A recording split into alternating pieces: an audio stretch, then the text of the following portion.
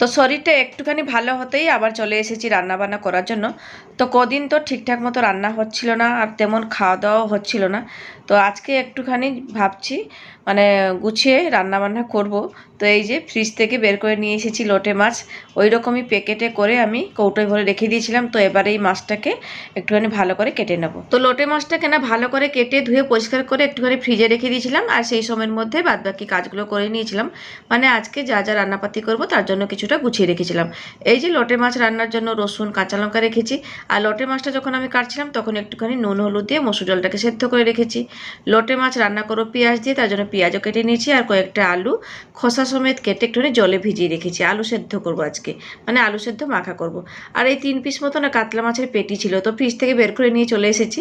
আজকে এটাকে একটুখানি সর্ষে বাটা দিয়ে রান্না করে দিলেই হয়ে যাবে। তো রান্নার শুরুতেই না প্রথমে এই মাছগুলোর মধ্যে নুন আর হলুদটা দিয়ে একটুখানি মেখে টেকে রেখে দিই, তারপরে রান্নাবান্না করতে যাব। তো লোটে মাছের মধ্যে অল্প একটুখানি নুন দিয়েছি, হলুদ গুঁড়ো দিয়েছি, এবারে হাত দিয়ে ভালো করে মেখে রেখে দিয়ে তারপরে আমি কাতলা মাছের পেটিগুলোর মধ্যেও নুন হলুদটা দিয়ে একটুখানি মেখে টেকে রেখে দিলাম। তো এইদিকে তো মাছের মধ্যে নুন হলুদ মাখানো কাজ শেষ। এবারে চলুন প্রথমে ডালটাকে সাঁতলে নেব। তার জন্য কড়াইতে মানে সর্ষের তেল গরম করে নিয়ে ফোড়নে দিলাম পেঁয়াজ আর কাঁচা লঙ্কা, সাথে অল্প একটুখানি 5 ফোড়ন। এবারে ফোড়নটাকে একটুখানি লাল করে ভেজে নিয়ে তারপরে আমি ঢেলে দেবো এখন সেদ্ধ করে রাখা মসুর ডাল। তো এবারে না এই ডালটাকে কিছুক্ষণের জন্য একটুখানি নাড়াচাড়া করে ভালো মতো করে ফুটিয়ে নেব, তাহলে খেতে বেশ ভালোই লাগবে। যাই হোক পেঁয়াজ ফোড়ন দিয়ে মসুর ডালটা খেতে কিন্তু বেশ ভালোই লাগে। তো যাই হোক এদিকে কিন্তু মসুর ডাল রান্নাটা হয়ে গেছিলো, বাটির মধ্যে ঢেলে রেখে দিলাম। চলুন এরপরে আমি রান্না করব ওই কাতলা মাছের পেটি, মানে সর্ষে কাতলা রান্না করব। তার জন্য ওই কড়াইটা ভালো করে ধুয়ে নিয়ে দিয়ে দিলাম বেশ কিছুটা পরিমাণে সর্ষে তেল। তেলটা গরম হতেই একে একে করে নুন হলুদ মাখানো মাছগুলোকে দিয়ে উল্টে পাল্টে লাল করে ভেজে নিয়েছি। আর এখানে না এই মাছগুলোকে কিন্তু বেশ কড়া করে আমি ভেজেছি। চলুন মাছ ভাজা তো হয়ে গেছে, এরপরে তুলে আমি প্লেটের মধ্যে রেখে দেবো। এবারে এই মাছ ভাজার তেলেই প্রথমে একটুখানি কালো জিরে ফোড়ন দিয়ে দিলাম পেঁয়াজ কুচি আর 2টো কাঁচা লঙ্কা। এবারে এই পেঁয়াজ কাঁচা লঙ্কাটাকে একটুখানি নাড়াচাড়া করে এদিকে ভাজতে বসিয়ে দিলাম, আর এইদিকে শিলটা ধুয়ে পাতিয়ে নিয়েছি। এবারে ওই মাছের ঝালের জন্য একটুখানি সাদা সর্ষে নিয়ে জল ছিটিয়ে ছিটিয়ে পুরো প্লেন করে বেটে রেডি করে নেব। আজকে কিন্তু সর্ষে কাতলা রান্না করবো, মানে সর্ষে বাটা দিয়ে এই কাতলা মাছের পেটির ঝাল করব। তার জন্য এদিকে সর্ষেটাকে পুরো মিহি করে বেটে নিয়েছি, আর এইদিকে দেখুন পেঁয়াজটা পুরো লাল করে ভাজা হয়ে গেছে। তো গ্যাসটাকে পুরো কমিয়ে রেখে তারপরে দিলাম অল্প একটুখানি কাশ্মীর লঙ্কার গুঁড়ো, হলুদ গুঁড়ো।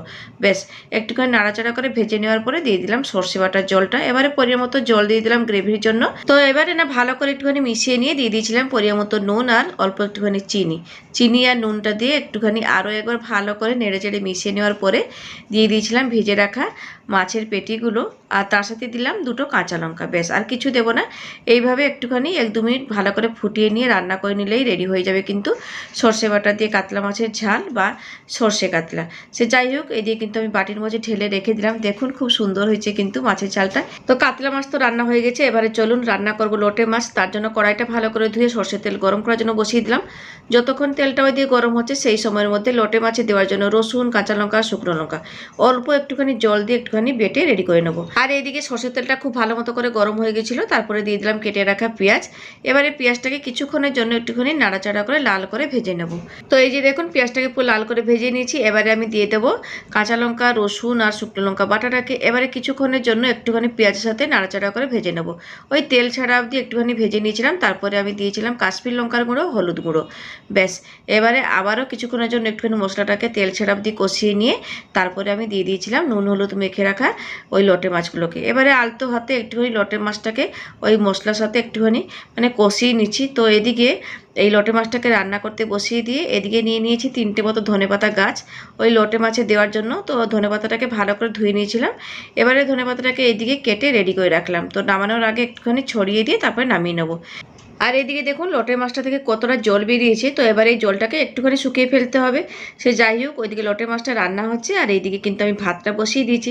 ভাতটা একটুখানি দেরি করেই আজকে বসালাম, কারণ লোটে মাছ রান্না করছি গরম গরম ভাতের সাথে খেতে কিন্তু লোটে মাছটা বেশ ভালোই লাগে। সে যাই হোক ওইদিকে তো 2 দিকে রান্না বসিয়েছি, তাই ভাবলাম এইখানে আমি ইন্ডাকশনে প্রেসার কুকারে আলুটাকে সেদ্ধ করার জন্য বসিয়ে দিই। তো প্রেসার কুকারে পরিমাণ মতো জল দিয়ে দিলাম, এরপরে কেটে রাখা আলু দিয়ে দিলাম, আর আন্দাজ মতো করে নুন দিয়ে ঢাকা লাগিয়ে প্রেসারের এদিকে আলুটাকে সেদ্ধ সেদ্ধ করতে বসিয়ে দিলাম। আর এই দিয়ে দেখুন ওই তেল ছাড়া অবধি একটুখানি লোটে মাছটাকে রান্না করে নিয়েছিলাম। এবারে নামানোর আগে দিয়ে দিলাম ধনেপাতা কুচি। তো এবারে হালকা হাতে একটুখানি ভালো করে নাড়াচাড়া করে মিশিয়ে নিলেই রেডি হয়ে যাবে লোটে মাছের ঝাল বা লোটে মাছের কষা। আর ভেবেছিলাম লোটে মাছটাকে একটুখানি গোটা গোটা রাখার, তাও তো হলো না, লোটে মাছটা পুরো ভেঙে ছিনছতর হয়ে গেছে। আর যেহেতু লোটে মাছটা খুবই নরম তাই ভেঙে যাওয়া স্বাভাবিক। যাই হোক, লোটে মাছ রান্না হয়ে গেছিলো, বাটির মধ্যে ঢেলে রেখে এবারে আলুর সেদ্ধ করা আলুর খোসাগুলোকে ছাড়িয়ে থালার মধ্যে নিয়ে নিয়েছি। আর আলু সেদ্ধটা মাখা করবো বলে একটুখানি ওই সরষের তেলের মধ্যে গোটা জিরে শুকনো লঙ্কা ভেজে থালার মধ্যে দিয়ে দিয়েছিলাম, তার সাথে দিলাম কাঁচা পেঁয়াজ। এবারে অল্প একটুখানি নুন দিয়ে আন্দাজ মতো করে নুন দিয়ে আলু সিদ্ধটাকে ভালো করে একটুখানি হাত দিয়ে মেখে নিচ্ছি। তবে আলুটা একটুখানি গরম ছিল, তাই যাই হোক একটুখানি ফুঁ দিয়ে আলু সিদ্ধটাকে ভালো করে একটুখানি মেখে নিয়েছি। তো যাই হোক চলুন, রান্নাবান্না শেষ করলাম, এবারে খেতে পারবো। খিদাও পেয়ে গেছে আর একটুখানি শরীরটা ভালো হতে না হতেই চলে এসেছি কিন্তু রান্নাবান্না করার জন্য। তাও আজকে অনেক কিছু রান্নাবান্না করে ফেলেছি। আর ওই দিকে কিন্তু আমার ভাত রান্নাও হয়ে গেছে। এবারে এই গরম গরম ধোঁয়া ওঠা ভাত থালার মধ্যে বেড়ে নিচ্ছি। এরপরে আজকে যা যা রান্নাপাতি করেছি সব কিছু গুছিয়ে ভাতের পাশে নিয়ে খাওয়া দাওয়া করব। তো আগের ভিডিওতে আমাকে অনেকে কমেন্টস করে জানতে চেয়েছেন যে আমার জ্বর কমেছে কিনা। হ্যাঁ বন্ধুরা, আপনাদের আশীর্বাদে জ্বরটা কিছুটা হলেও কমে গেছে, তবে ভীষণ শরীরটা উইক আছে আর মাথাটা ভীষণ ভার হয়ে আছে। এইটাই হচ্ছে আমার সমস্যা। তো ডাক্তার দেখিয়ে মেডিসিন তো খাচ্ছি, জানি তাড়াতাড়ি সুস্থ হয়ে যাব। তো তাহলে আজকের মতো থাকলাম। ভিডিওটা কেমন লাগলো অবশ্যই কিন্তু কমেন্টস করে জানাবেন।